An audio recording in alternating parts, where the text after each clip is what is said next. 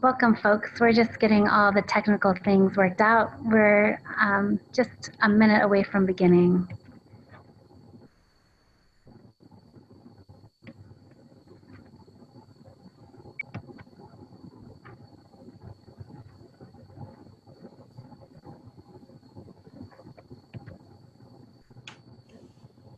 Okay, Mark, it looks like it's now streaming if you want to get started. Hi, and welcome to the CWR Live for Tuesday, March 24th. Why Reality Trumps Perfection, Healing the Galactic Virus. This is Soul Level Astrologer Mark Borax coming to you from Putney Mountain, Vermont, in my self-imposed quarantine here on top of the mountain. Why Reality Trumps Perfection, Healing the Galactic Virus. The galactic virus is an idea we studied in my original mystery school with William and Sarah Lonsdale back in the early 1990s under the 400 feet tall redwood trees of Northern California in the Santa Cruz Mountains. That was where I stumbled into a very small group of people who were giving birth to a whole new version of astrology known as Star Genesis. Star Genesis wasn't released to the world at large until the publication of my first book, 2012, Crossing the Bridge to the Future, which is my memoir of my adventures in sex, love, and astrology as a young man's search for meaning. In that mystery school, we studied many things, but the main subject that we studied was what makes human beings change. That's what we studied. What is it that makes human beings able to change? How can we understand and activate the necessary change needed in humanity? Because even back then, in the early 1990s, before we got hit with coronavirus and Donald Trump and hackable voting machines, which stole the vote, we still recognized that humanity was in a pretty sad state because almost nobody was living their inner truth, and almost everybody had opted for an artificial existence. This was the condition that we gathered under the trees in the mountains to understand and solve what makes human beings change. And one of the main ideas that William Lonsdale taught us back in those years was the idea of the galactic virus. And this is the idea that a condition entered human society which does to the soul what cancer does to the body. It turns it against itself. People turn against their soul. People turn against their truth.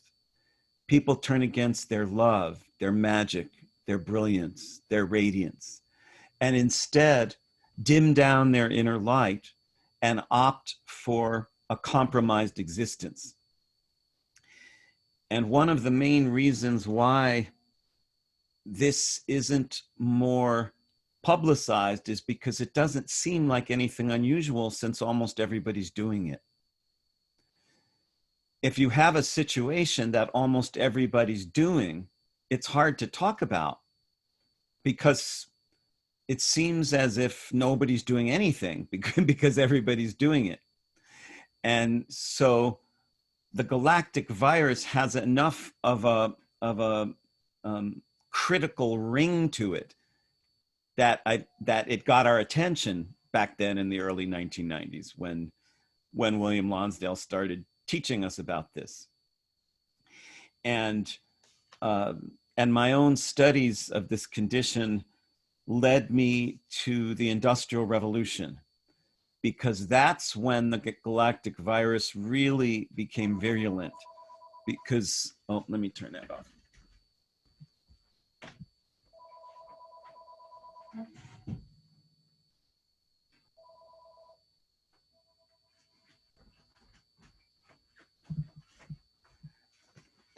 Because in the Industrial Revolution, people first began in widespread demographics comparing their life to other people far away from them.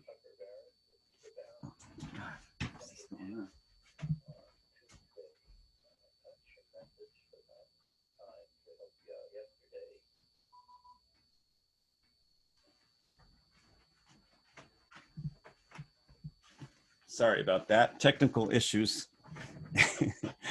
And in the Industrial Revolution, for the first time, large groups of people began to compare themselves to others who they never met, who lived far away. So due to advances in printing, women in Kansas began to feel inferior because they couldn't get the up-to-date fashions that women in Berlin and London and Paris were wearing, for example.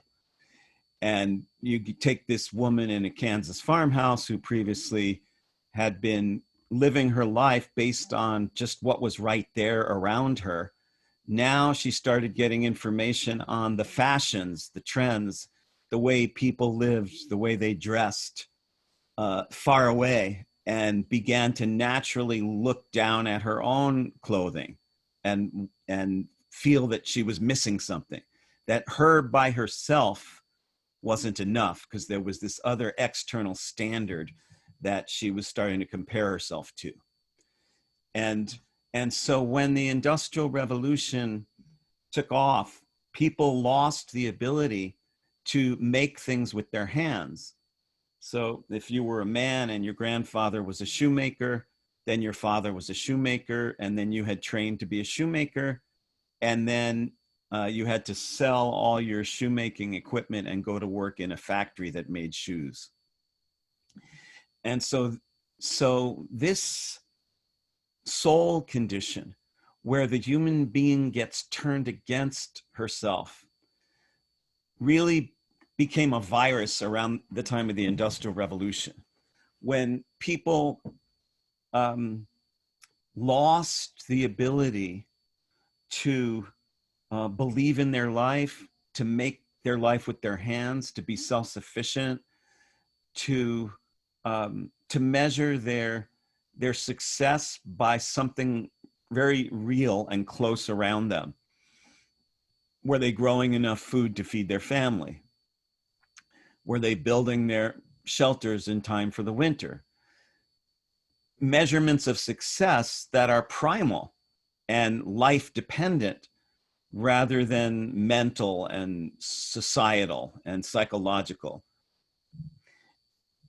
Then, of course, in the more modern period, specifically right around the time of World War II and afterward, the advertising industry exploded into a multi-million-dollar industry that drove home the message even way more than ever that you by yourself are not enough.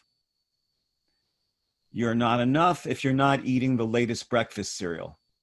Here's the latest breakfast cereal. You better eat that and then you'll be better. You're not enough if you're not wearing the latest fashions. You're going to get left behind. You're not enough if you're not using the right kind of makeup and perfume, because the way that there's something wrong with the way you smell. We can't have that. And there's something wrong with the way you look. We certainly can't have that. And the older you get, the worse it is with the way you look. And then we really can't have that. So now you have a billion-dollar cosmetic surgery industry that has nothing to do with keeping people healthy and has everything to do with making their looks conform to this artificial standard. So this galactic virus, which was a condition that reached viral proportions around the time of the Industrial Revolution, spread even more in the in the World War II years, because during World War II, women entered the US workplace for the first time because men were fighting overseas. And with women earning money for the first time, a whole new field of advertising opened up to aim their marketing at the American woman, formerly known as the American housewife, which my mother, every time my mother heard the word housewife, she would go into a tirade. She said, "I never married a house. Why are they calling me a housewife?" And you know, and I know what she was talking about, you know, because it was an insult. And so during World War II and afterward, because women entered the job market for the first time in droves, manufacturers and advertisers began targeting them as new sources of millions, billions of dollars of revenue if we can get them to buy all these products. So instead of having one laundry detergent, you had 20 laundry detergents, and they were all the same, but it was the job of the advertisers to make people think they were different. Instead of having one brand of cigarette, you had 20 brands of cigarettes, and you needed advertisers to distinguish one from the other. So they created all these artificial differentiations between laundry detergents, breakfast cereals, cigarettes, and everything else in order to suck the money out of the pockets of the women who were earning money for the first time, and then the men when they came home from World War II. And then the baby boomers came along, and during the 1960s, woke up to the galactic virus, though nobody was calling it that then. But what happened in the 1960s was we had this huge revelation that we don't have to be the people society wants us to be. We don't have to go fight in the Vietnam War. We don't have to follow our parents into some kind of muted existence, some half-life, where people are working jobs that have nothing to do with who they are. And that leads to thinking ideas that are artificial and getting involved in marriages that don't feed the soul, and teaching classes and learning information in a broken world, in a shut down world. In the 1960s, we woke up and we said, enough of that. Let's find something different. How about love? Well, now there's something different. What if my job is to love? What if that begins with loving myself, regardless of the way that I look and smell and think? In fact, maybe there's something absolutely intrinsically perfect about the way I look and smell and think and am. And maybe what there's something devastatingly wrong with is everybody else who thinks that there's something wrong with them. Maybe that's the wrongness.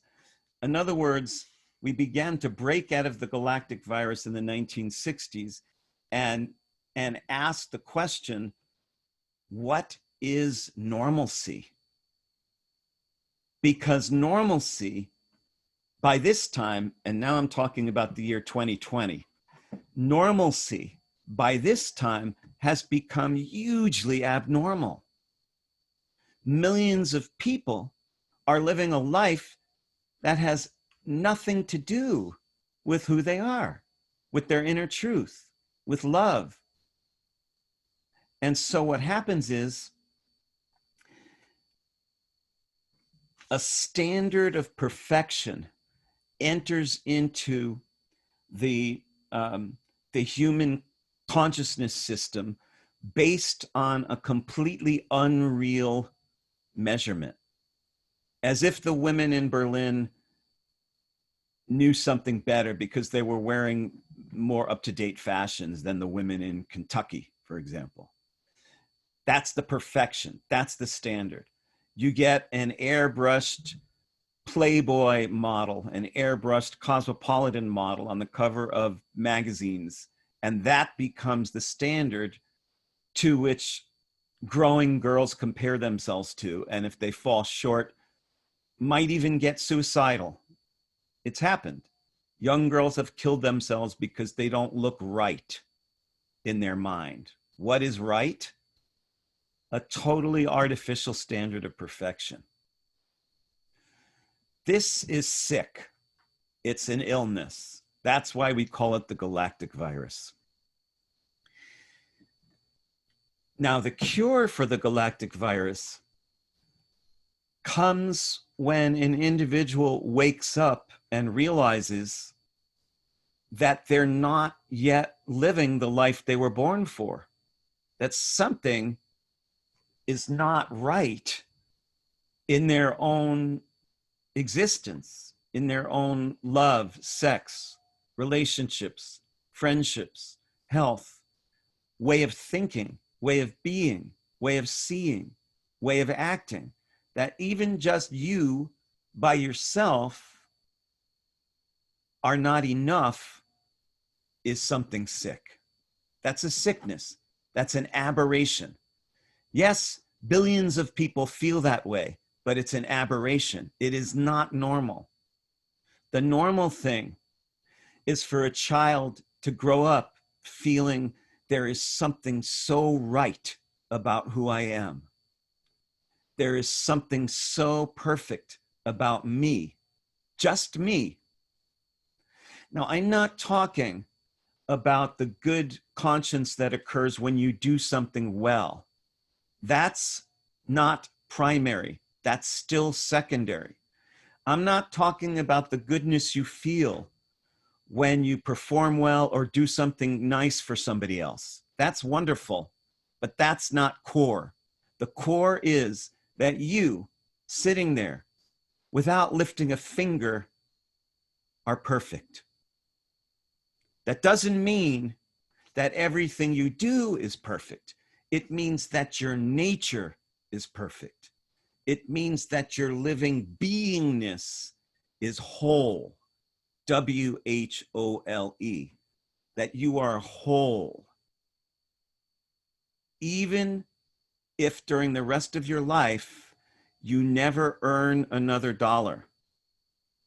Even if during the rest of your life, you never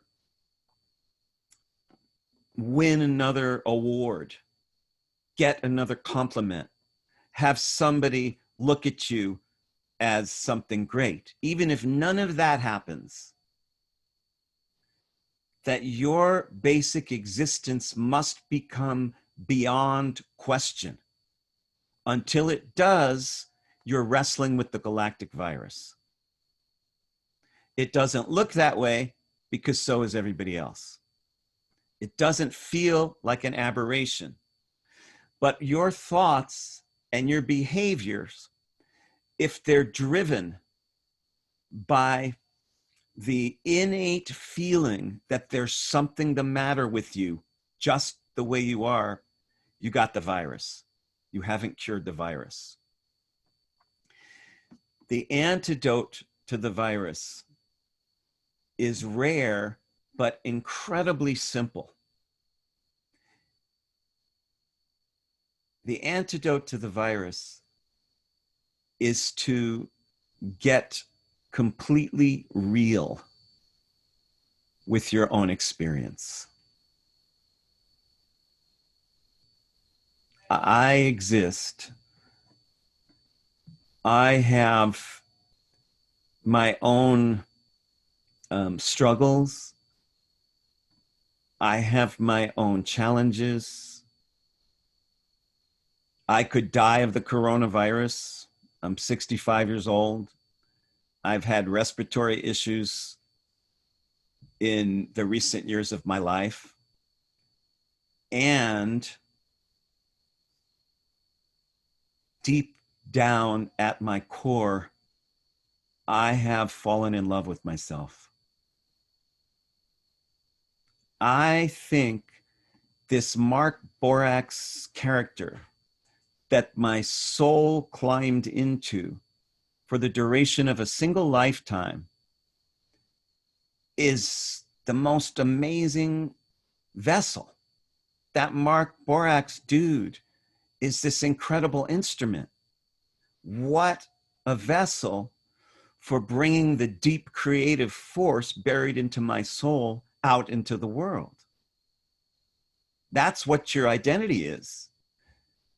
Your identity, your John Brown, Mary Smith vessel, is the necessary instrument to channel the deep creativity packed into your soul out into the world at large. That's what it's good for. That's what humanness is designed for. It's a container that carries the soul around the world, offering its contents to others.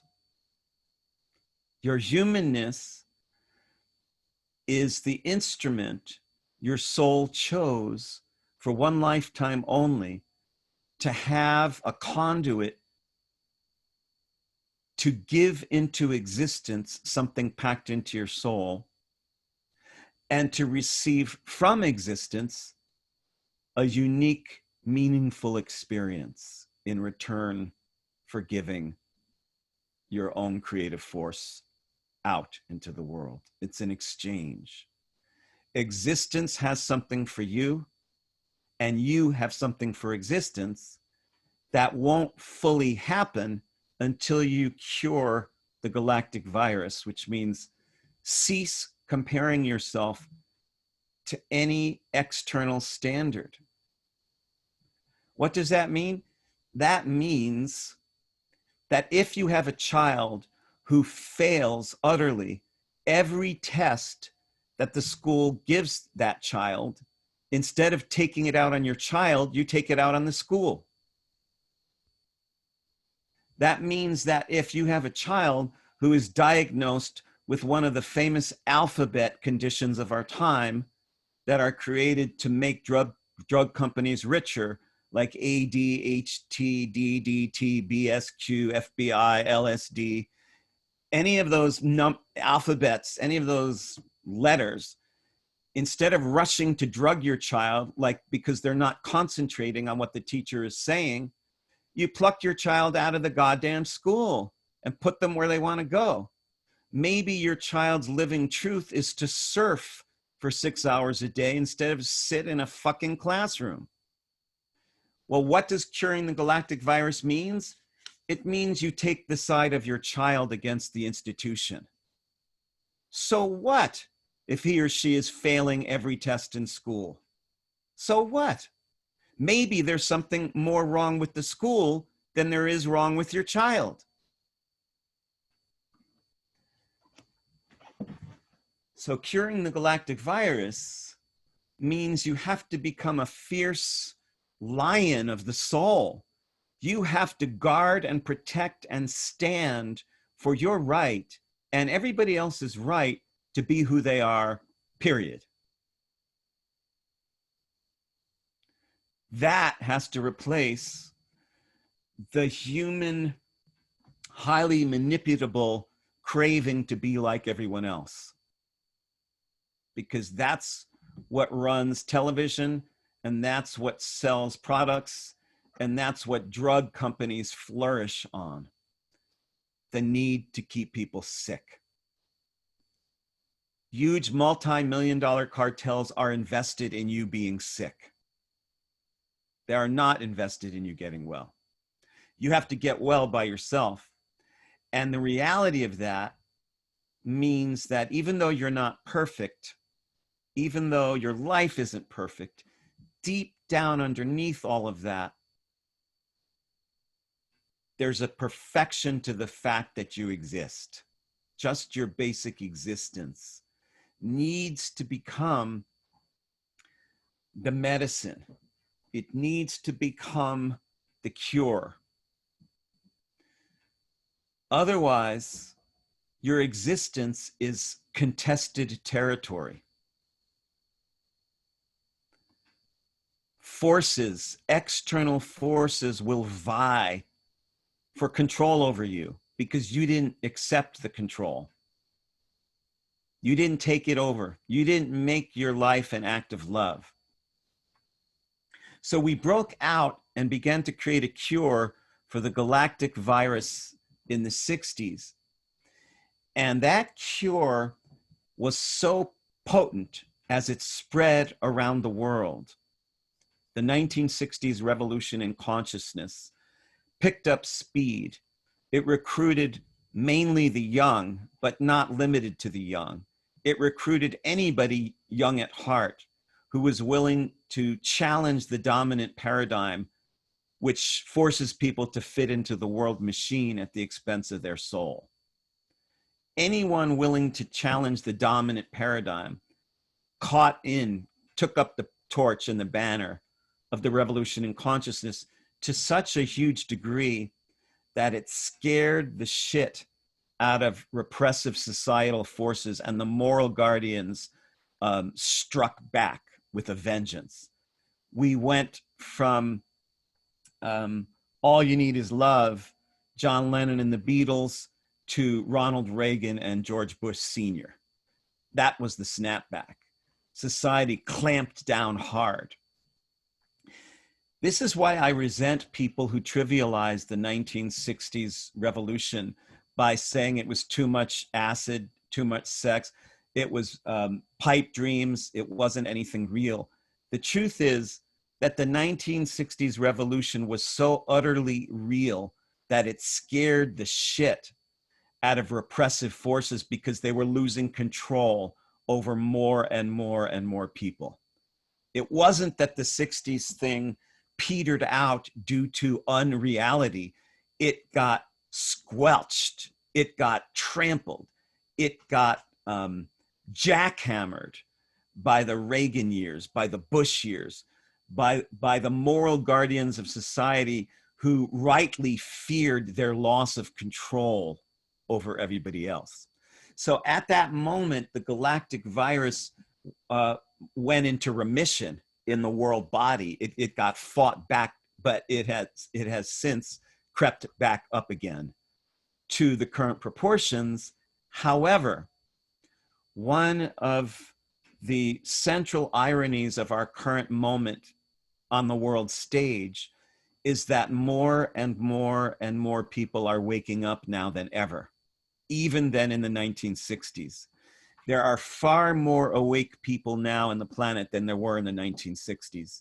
Because in the 1960s, it was a very small, localized, extreme groups that were awakening and taking up the banner. And what's happening now is people in all walks of life, with all levels of income, in every gender, ethnicity, country, race, and nationality and age, are breaking out of the system and waking up, especially with this coronavirus going on, which is a blessing in disguise, because crisis strips away the inessential and forces people to value what's real. And so in our time, unlike the 1960s break out of the galactic virus, what's happening now is the awakening is not as highly polarized as it was back then. In the 60s, if you had long hair and drove a Volkswagen bus, it meant you smoked pot and you were against the war. If you had short hair and drove a jacked up Chevy, it meant that you drank beer and you were for the war. And like, of course, like every stereotypes, there's exceptions to my characterizations, but for the most part, it's accurate. And so the awakening never got depolarized in the 60s because the war was the huge magnet that polarized people. You were either for the war or against the war. And so times were so highly polarized back then that the awakening never fully cross-pollinated into the opposite camp.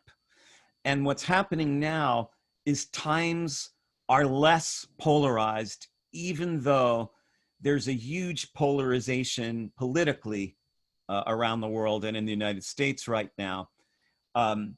there are many people who see through the intense polarization to realize that there's goodness and greatness on both sides, in Democrats and Republicans.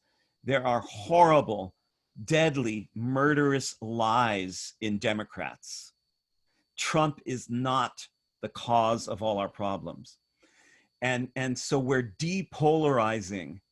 We are spreading the cure in all kinds of demographics all around the world as people wake up and realize that there's a better choice than contributing to a broken suicidal system, which is killing the world. There's a better choice. And so realness trumps perfection once you divorce yourself from needing to marry that perfect image that the manufacturers, that the politicians, that the advertisers keep trying to drum into your head. Once you say, that's not me, that's not my child, I'm not going to send my children into a deadly broken system. I'm not going to force my children to follow some bogus external standard of success. And what if your child still doesn't know what he wants to be when he grows up, when he's 18 years old? Yeah, what if? Right. And what if that child doesn't know what she wants to be when she's 50 years old? Yeah, what if? And so when you inject reality underneath the false perfection, you create an antidote for the galactic virus. You create a one-person revolution, a political act of defiance, because the real revolution is internal. Only when the internal revolution succeeds can an external revolution be purged of the distortions of the earlier system that it's trying to replace. Because if a group of political revolutionaries overthrow the old system without overthrowing the system within, the internal standards, their new system is eventually going to revert to the old one again.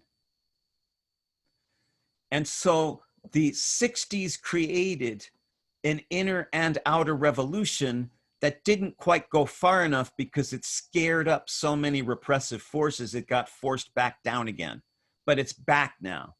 As the current system falls apart, as the current lies fall apart, it catalyzes people to wake up to the incredible magical being that you are and the miracle that each moment offers you to follow your truth and live your love. If you replace the need for artificial perfection with the need for realness, just being you, just being real, the unreality loses a little bit of its stranglehold over the species. Every time a human individual anywhere in the world, Moscow, China, Saudi Arabia, North Korea, Kentucky, Vermont, anytime an individual anywhere in the world breaks out of the need to fit some false external standard measurement of perfection and claims the truth of the realness of their own body and consciousness each living moment, the world war machine loses a bit of its stranglehold over the species, and the antidote is produced to the galactic virus. Marcella, do you want to open up the field? I would. And unlike some of our Cosmic Weather Report lives where we can extend for hours upon a time. We actually have a short amount of time today. So I just want to open it up to a couple of callers that feel really moved to speak on the theme that Mark has conjured for us this morning. The theme of how realness trumps perfection. Curing the galactic virus. Any questions?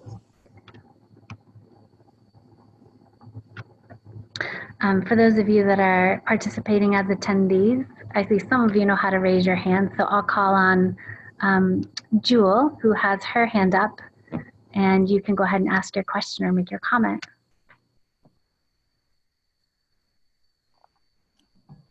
Oh, can you hear me? Yes. Okay.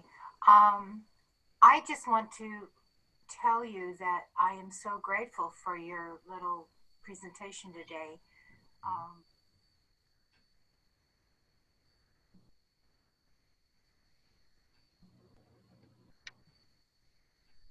Wait, hold on. You're still muted. You got remuted, Jewel. Oh, sorry. There you go. Unmute. Okay, you're back. Okay, my comment is that in terms of the 60s and now, I love what you said. And I think that in the 60s, we were a little pocket of protesters and we were trying to wake up, but we were really young and we really didn't know what we were doing. And then, like you said, when Reagan hit, everything shut down and it was so powerful. And now what I'm seeing is that I'm 69 and my 19-year-old granddaughters are in the same place that we were then. And I'm loving this because young people, and that's the whole Bernie and the youth thing, but that's not exclusive. I mean, Bernie's group isn't exclusively young, but I'm just saying that the rapport between the old hippies and the young people, the Gen Zs and even a lot of millennials, that connection has been made from grandparents to grandchildren. And I'm just thrilled with it. And I love what you said. And so I'll let someone else talk. And I just wanted to thank you for presenting it the way you did today. And where are you, Jewel? I'm in Oregon. I'm in a little town called Coquille, and I'm in this. It's about 20 miles east of the South Oregon coast. Thank you. Thank you for checking in the view from Oregon, one of my home states, which I dearly love and return to every summer to play music at Country Fair. Oh, so yeah, I've been wonderful. Oregon was my first West Coast home in 1978 and has I have a deep fondness in my heart. And I love what you said, Jewel, when you entered in the generational torch passing of those of us who were on the front line in the 60s, and my son Sky, who's 16 years old now, and those people who once again are waking up in droves to the unrealness of their adults' world. Yes. Like we did in the 60s, we had to wake up and realize that our elders have sold us down the river.